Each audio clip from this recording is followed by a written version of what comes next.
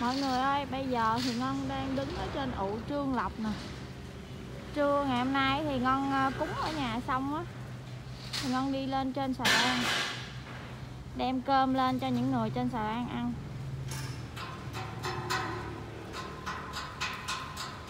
Ở ngay chỗ này có một cái chiếc xà lan rất là lớn luôn nè.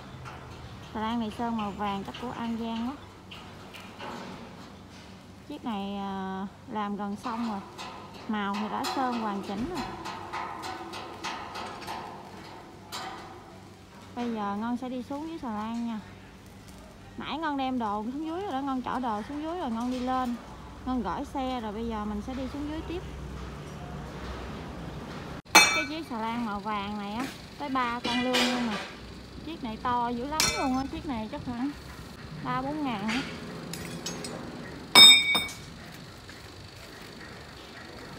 Đây. Để Ngân quay cho mọi người xem á, đây có hai người phụ nữ đang sơn xà lan nè. Nhìn giống Ngân rồi lúc trước, và lúc trước Ngân cũng sơn á. Sơn cái cây sơn rất là dài luôn. Cái chiếc này thì đang sơn cái lường. Đó, cái lường ở phía dưới á, thì có cái lường ở phía dưới màu cam nè. Cái lường này thì mình sẽ bắt chỉ. Khi mà mình sơn cái viền màu xanh á thì mình sẽ bắt chỉ ở màu dưới nha. Đó, ở trên cái be gió mũi trên đó mình cũng bắt chỉ nữa. Tại vì cái mình bắt chỉ á, bắt chỉ giữa cái mí màu xanh và cái con lương ở trên đó là màu sáng sáng á, thì mình phải bắt chỉ hai màu. Còn những cái con lương tròn này á thì mình không có sơn, mình không bắt chỉ.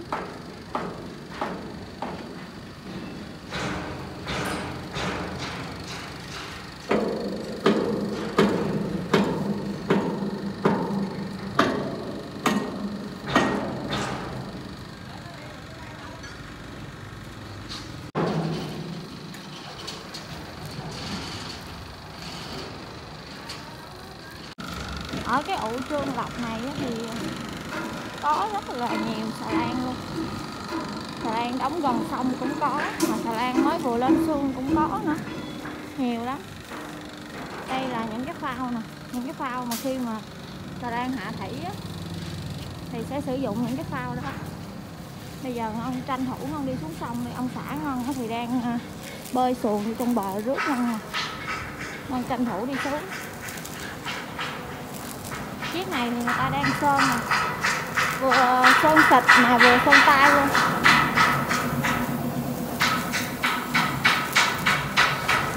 Ở đây thì có cái anh này đang sơn xịt. Sơn cái màu này là cái màu L2 á. Nó sơn tới đâu rồi kéo thang tới đó.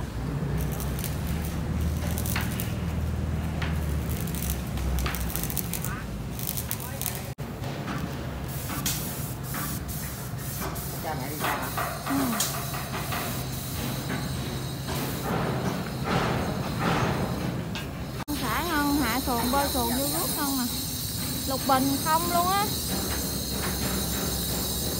Bây giờ xuồng của Ngân đang bơi giữa hai chiếc xà lan. Quá trời, cái con lương của mình nó to khủng khiếp luôn. Con lương bên đây nhỏ xíu à. Cái lường này cha Ngân mới vừa sơn lại á, còn rất là mới luôn. Cái mạng chứ quên. Cái mạng quá chừng lục bình luôn á, trong đây lục bình dày đặc luôn.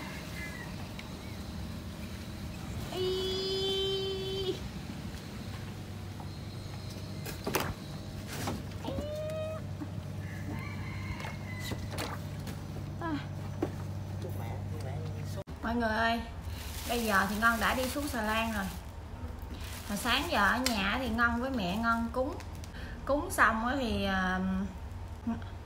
Ngân lật đật Ngân đem đồ ăn lên xà lan á, cho mấy ông ở trên xà lan ăn nè.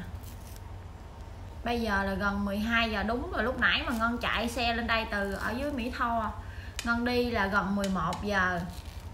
Ngân chạy đem lên đây là 11 giờ rưỡi. Từ Mỹ Tho mà chạy đến Phú Phong đây là khoảng nửa tiếng, hơn nửa tiếng á. Rồi Ngân lên đây thì mấy ông xịt rửa xà lan ở bên kia kìa, không có ai nấu cơm hết trơn á. Giờ này mà chưa ai nấu cơm, cũng chưa ai lên ăn cơm luôn, còn làm ở dưới á. Ngân đi vô trong bếp Ngân nấu cơm rồi Ngân hâm đồ ăn lại hết rồi. Bây giờ là gần 12 giờ rồi đó. Tranh thủ nấu ăn trong vòng 1 phút 30 giây. Tại vì Ngân lên Ngân chỉ bắt nồi cơm thôi à. Đồ ăn thì có sẵn. Đồ ăn thì hồi sáng giờ cúng ở dưới đó, Ngân đem lên đây cho mọi người ăn luôn khỏi nấu. Chứ giờ này mà Ngân lên Ngân nấu nữa chắc 1 giờ mới có đồ ăn cơm luôn á. Bây giờ thì Ngân đã đi qua bên xà lan bên đây rồi. Chiếc lớn ở bên kia thì đang xịt rửa, quay máy đèn, xịt cái máy nén á.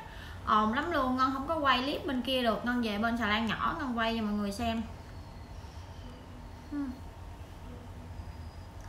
Mấy ngày Tết á chạy nhông nhông ngoài đường cực quá luôn.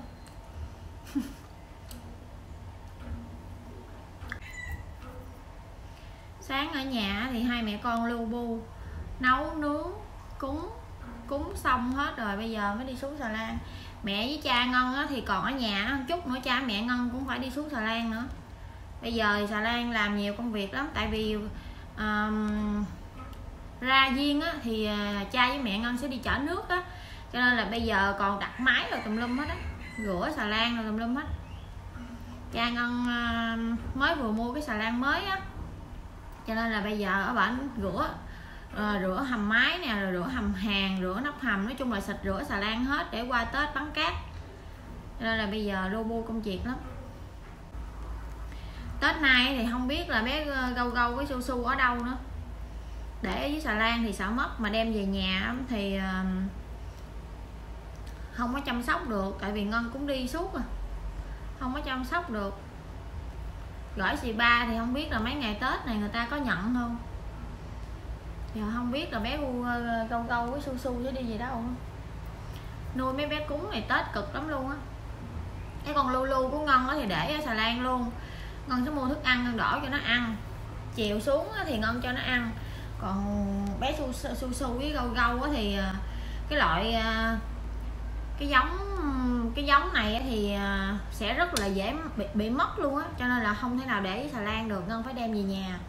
Khi nào Ngân xuống thì Ngân mới bắt xuống. Hay là 24, ngày mai là 25 Tết. Từ ngày 25 trở về sau á, từ ngày 25 tới ngày 30 á thì rất là lu bu luôn. Nào là trang trí nhà cửa, trang trí xà lan, rất là nhiều công việc phải làm luôn á. Không biết là tới đó Ngân có quay clip Ngân đăng cho mọi người xem. Chắc có lẽ là Ngân quay thì Ngân quay được một ít rồi đó, nhưng mà thời gian mà chỉnh sửa đăng thì chắc là Ngân không có thời gian. Nhưng mà Ngân sẽ quay, hoặc là ra Tết Ngân sẽ đăng từ từ cho mọi người xem nha. Mọi người thông cảm cho Ngân nha, Tết thì ai cũng lu bu hết á.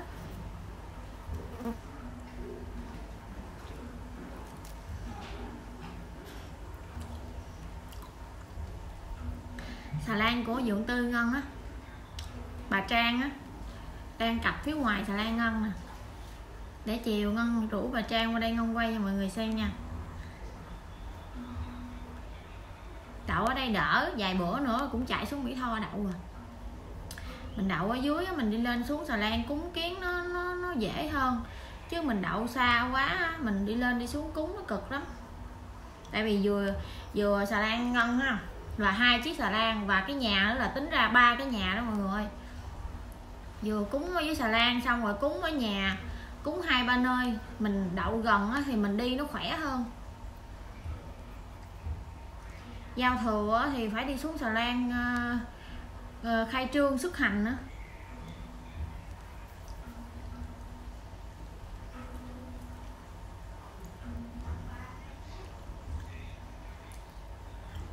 Bây giờ Ngân ngồi nghỉ mệt chút, tại vì Ngân mới nấu cơm bên mẹ Ngân xong á. Bây giờ ngồi nghỉ mệt chút thì Ngân sẽ dọn dẹp nhà cửa. Ngân về nay ngày hôm qua với ngày hôm nay là 2 ngày rồi. Nhà Ngân bây giờ nó muốn lên nước luôn á, tại vì Ngân có Gâu Gâu với Su Su á, nó cứ chạy ra chạy vào á, cái nhà nó dơ dữ lắm luôn. Một phần là bụi của bơm cát ở trong ụ Trương Lập nữa. Bây giờ là bắt xăng tay áo lên, bắt tay vào việc dọn dẹp.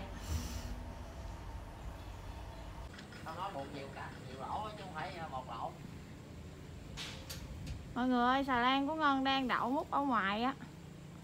Đây là cái đường đi xuống để mình đi vô bờ nè. Ngân đi xuống rồi, còn ông xã Ngân ở trển á. Ông xã Ngân nặng quá phải buộc dây chắc chắn mới được.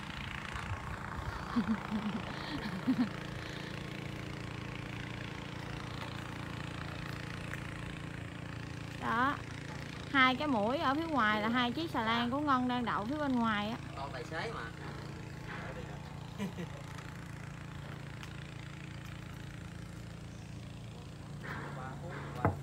Qua rửa xà bông cái gì ứng đạo quá.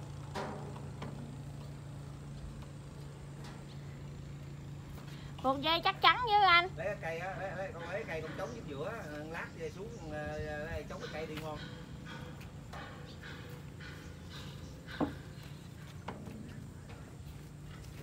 Đi chắc chắn nó an tâm. Mập địch xuống tới. Cái cây thang này á, là cái cây thang bằng gỗ. Mà mỗi một cái bậc thang nó xa dữ lắm. Nó xa hơn cái cây thang sắt. Coi ông xã quần bông của Ngân đang trèo xuống nè. Chiều nay hai vợ chồng Ngân đi lên bờ đi mua thuốc.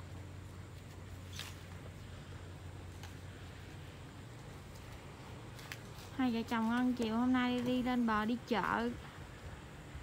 Đi lên đi xuống rất là khó khăn luôn. Quỷ mập.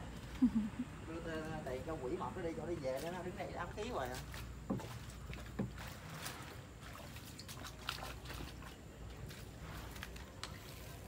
Quá im mất hai ơi. Đấy đi ngon rồi nước đồng đi đã lắm. Nước đồng đi đã. Ông xã Ngân chổi cái cây đó để chút mình đi ra đó. Chết tại vì đi thẳng qua đó cái đi dọc ra nữa. Đường hay cát không à. Đây ở bên đây là xưởng đóng tàu Trương Lộc.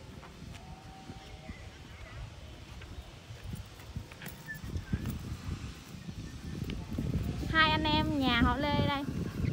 Ủa hai anh em nhà họ Nguyễn chứ. Còn họ Lê mà. Ngân đang đi ở bên cái bãi cát đó, đi vòng qua bên kia nó gần hơn. Đi cái đường kia xa quá luôn mọi người. Đây mọi người thấy cái chiếc xà lan màu xanh xanh á. Cái chiếc đó thì tối nay người ta sẽ xuống ụ nè. Bây giờ thì người ta đã nhét mấy cái phao vô mấy anh chồng. Đây hai vợ chồng Ngân đây. Tại sao anh đi anh không đem khẩu trang anh? Sao em không nhớ, anh nhớ em không lấy cho anh. Quên. Tại sao anh không lấy khẩu trang? Em về là em cách ly anh luôn. Ơi, đám cỏ này quá trời cao. Không có đồ đi qua hay vậy? Buổi chiều này á, công nhân ở trên xưởng người ta đã tan làm hết rồi. Đi đấy được rồi, em biết từ từ. Đó, cái xà lan này á, thì cái xà lan này thì người ta đã nhét cái phao ở dưới luồng rồi đó. Chiếc này thì chuẩn bị hạ thủy nha. Đây là cái chân vịt nè. Còn đây là nguyên cái bánh lái. Để Ngân qua bên kia Ngân quay cho mọi người xem cái chiếc xà lan 4.000 mấy. Nó siêu to khủng lồ như thế nào. Cái cuộn dây cáp để mà chịu cái chiếc xà lan khi mà xà lan hạ thủy nè. Mọi người xem nó siêu to luôn này nha. Khi mà xà lan hạ thủy á, thì người ta sẽ dùng cái cọng dây cáp này người ta buộc vô trong cái mũi á, trụ mít mũi á, để mà chịu cái xà lan lại để nó không bị tuột phanh á. Wow, đây là cái xà lan 4.000 mấy tấn nè. Cái bánh lái siêu khủng luôn cả nhà ơi. Đây là cái chân vịt này 4 cánh, quá xá to luôn. Đó là mặt tậu hả anh? Rồi. Cái của mình nó ăn ốc bể là cái nào? Đây nè, cái đầu này nè. Dạ. Cái bể hấp đang ốc đó hả? Không, của mình nó nằm trong đây nè. Cái này nè. Cái xà lan 4.000 mấy tấn, chân vịt siêu khủng luôn cả nhà ơi, quá trời to luôn nè. Cái xà lan này thì Ngân thấy cái mạng thì người ta đã làm xong hết rồi. Chiếc này chắc cũng qua Tết chắc hạ thủy á.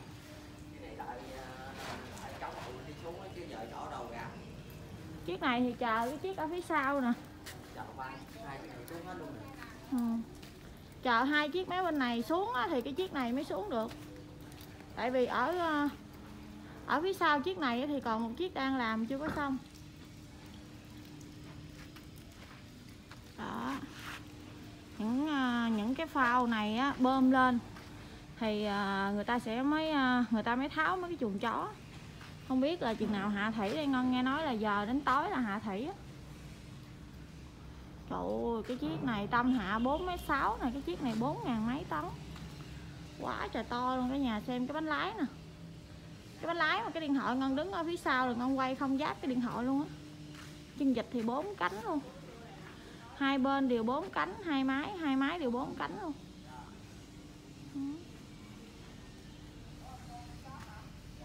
Ở phía dưới này á, thì mình gọi đây là cái la ký nha. Đây là chân vịt nè. Còn ngay chỗ này là cái giò gà. Hai cái cây này là cái giò gà. Còn cái dài này là cái láp. Bên phía bên ngoài là bánh lái. Đó. Siêu khủng luôn. Đó, bây giờ Ngân sẽ đi từ từ ra cổng nha. Ông xã Ngân đang đi phía bên ngoài á. Ông xã Ngân lái xe rồi Ngân đi từ từ ra. Ngân đang vừa đi vừa quay á, cho nên nó hơi lắc một xíu, mọi người thông cảm nha. Cái chiếc ở phía trong này Ngân nghe nói chiếc này cũng đang chuẩn bị hạ thủy luôn nè. Người ta đang chuẩn bị làm cho xong. Hai chiếc này hạ cùng một lúc. Chiếc phía ngoài này hạ xong thì sẽ tới chiếc phía trong đó luôn á. Tối hôm qua thì ở ngoài gần mé sông á, người ta đã hạ thủy một chiếc rồi. Hạ lúc 12 giờ đêm á. Tối thui à, Ngon không có quay cho mọi người xem được. Đây mọi người xem cái chiếc phía bên này với chiếc phía bên này nè. Nó trên lệch cái chiều cao khủng khiếp luôn nha. Chiếc phía bên này, chiếc này to lắm, hai dắt hai đáy luôn á. Con lương này to khủng khiếp, con lương này to bằng với xà lan của Ngon luôn á. Ở chiếc này thì người ta cũng đã sơn phết xong hết rồi nè. Bây giờ đi thôi.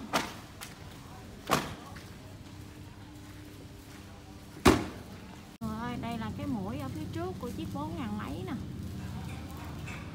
Xà lan này thì chắc là của An Giang hay sao á, sơn cái màu vàng cabin này là chắc là của An Giang. Quá trời to luôn mà cao nữa.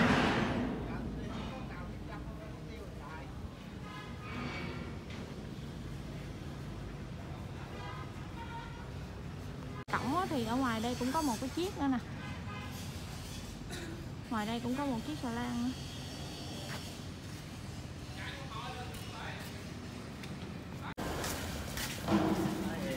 Tác nghiệp mọi lúc mọi nơi vậy đó. Đây là một con heo và một con gà.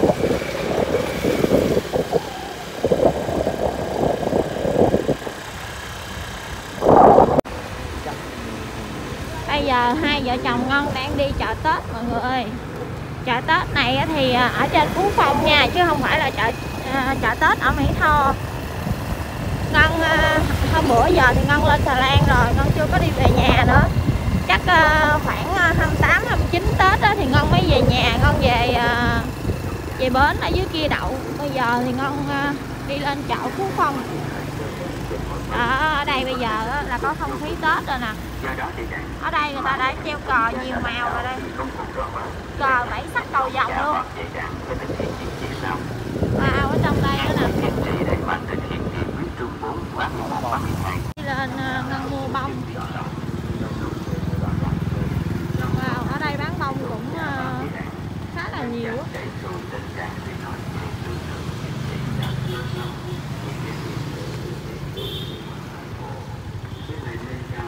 Bông dạng thọ, bông mồng gà.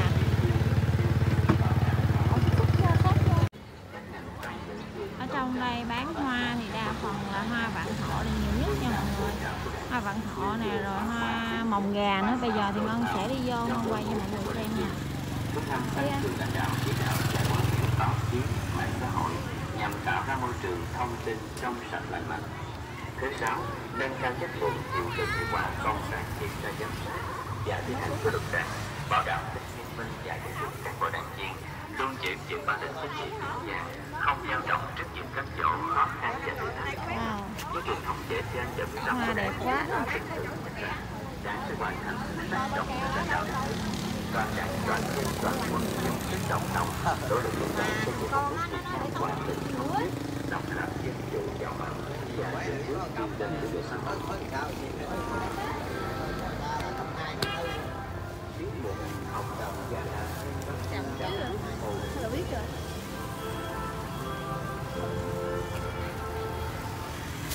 Thưa đồng chí và các bạn, trong suốt cuộc đời hoạt động cách mạng, Chủ tịch Hồ Chí Minh đã tự quan tâm tới giáo dục về lý luận cách mạng cho cán bộ đảng viên và nhân dân. Coi đó là nền tảng và là sức mạnh của người cách mạng, là cái gốc của Quá chừng hoa luôn mọi người ơi, rất là nhiều loại luôn. Đây có hoa sống đời nữa nè. Wow, trời ơi, mấy con ớt cái cưng đó ha. Đây là mấy ớt. Ớt này mua chân Tết xong rồi mình để mình ăn luôn. Ở phía trong đây thì có mấy chậu mâm xôi nữa nè. Ngân rất là mê mâm xôi luôn. Năm nào Ngân cũng mua mâm xôi.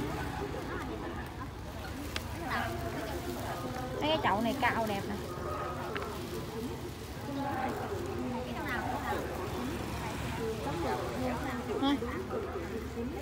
Đây là mồng gà đỏ.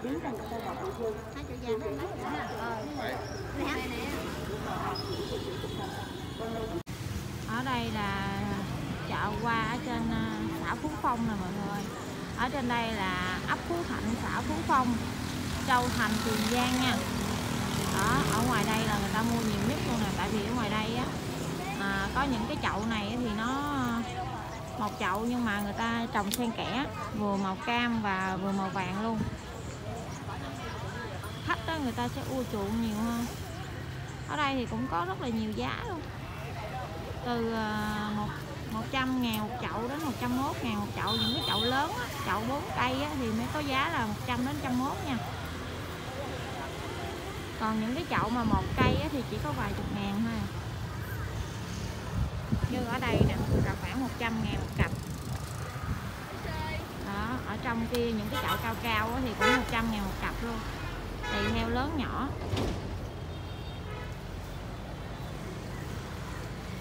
Ở trên đây á, thì trên đây là trên xã nhỏ á, cho nên là hoa không có nhiều mọi người, không có hoa mai nhiều, chỉ có vạn thọ với lại hoa giấy nè.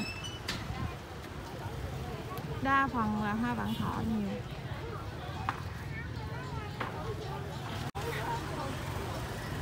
Phía bên này là những cái người này người ta đã mua và người ta kêu xe chở về.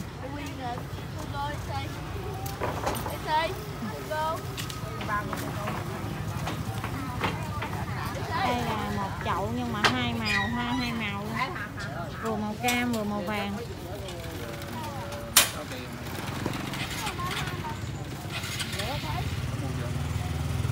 Ở đây nhiêu cặp vậy cô? Một cặp vậy là nhiêu cô? Cái này nhiêu cặp? Chủ kìa. Này nhiêu cặp cô? Chủ kia hỏi tôi đã giờ bán luôn chứ để bán bậy bạ chứ. Ừ, chủ hỏi tôi. hả? 90.000 cặp hả? Ôi cái này đẹp nè. Nhiều đây. Dạ. Ở ngay chỗ này cô bán 90.000 một cặp. Mẹ con mày lựa coi bỏ coi. Chậu bên đây thì chậu này nhiều bông rất là đẹp luôn nè.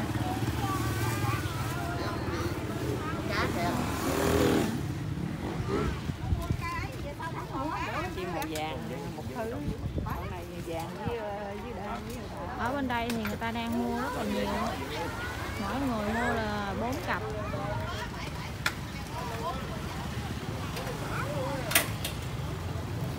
Nó mua một xe luôn chở hết lộn bên kia. Bên đây là mua nguyên một xe tải, mua nguyên một cái xe ba gác phải chắc 2 tầng nữa.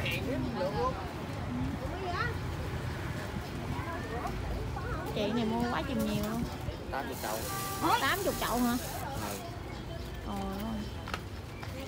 80 chậu luôn. 40 cặp.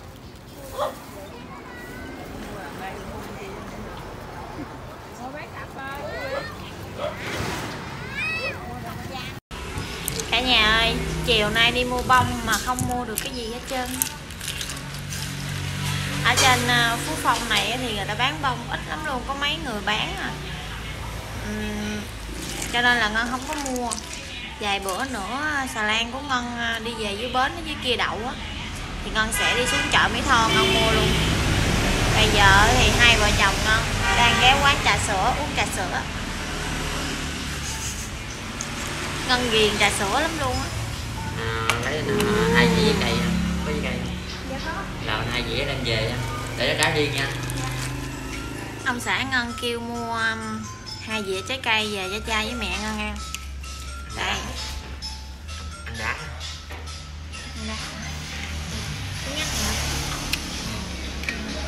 Ông xã Ngân thì đang ăn kem, còn Ngân thì đang uống trà sữa. Đây, trà sữa giảm cân. Ai muốn giảm cân thì uống trà sữa. Trà sữa này là trà sữa nhà làm nha, ngon lắm luôn á. Chiều ở với xà lan ở dưới kia buồn quá à, hai vợ chồng Ngân đi lên bờ đi tình tang. Đi tình tang mà không biết mua cái gì hết á.